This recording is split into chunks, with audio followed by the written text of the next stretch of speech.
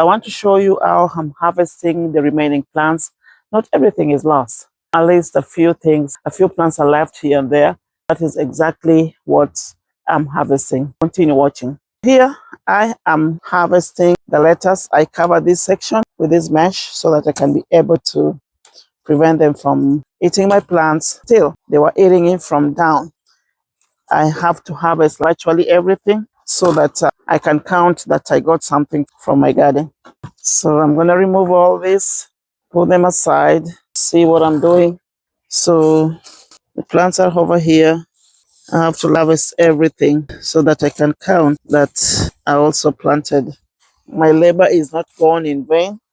At least I'm coming out with something. I have to make sure I get all the lettuce. I'm a fan of salad.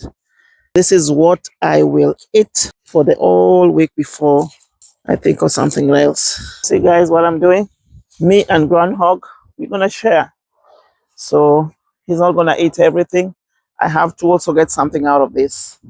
This is my sweat. So I'm harvesting virtually everything, because if I don't do this, it means that once it has discovered that there's nothing for it to eat, it will come back to this and try and get into the garden.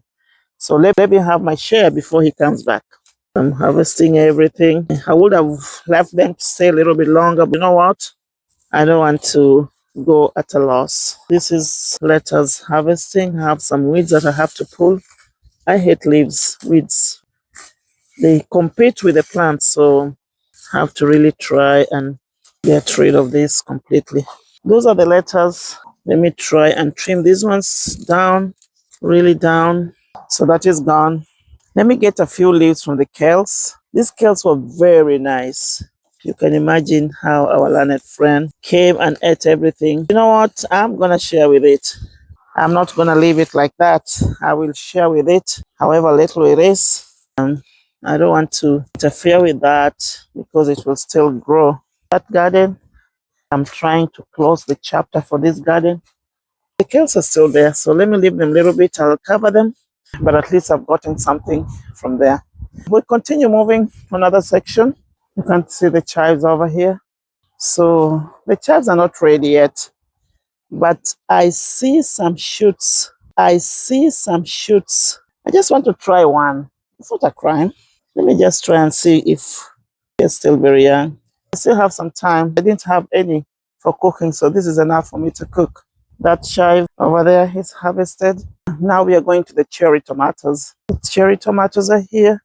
I'll be showing you how to harvest the tomatoes. It's pretty easy to harvest. It is fun when you're harvesting something and putting it in your table. That is a fun thing to do.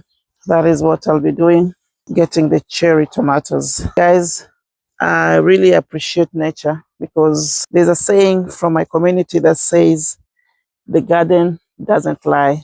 So this is basically what the garden is doing. It cannot lie. It cannot cheat you. It has to give you at least something. You cannot come out without nothing completely.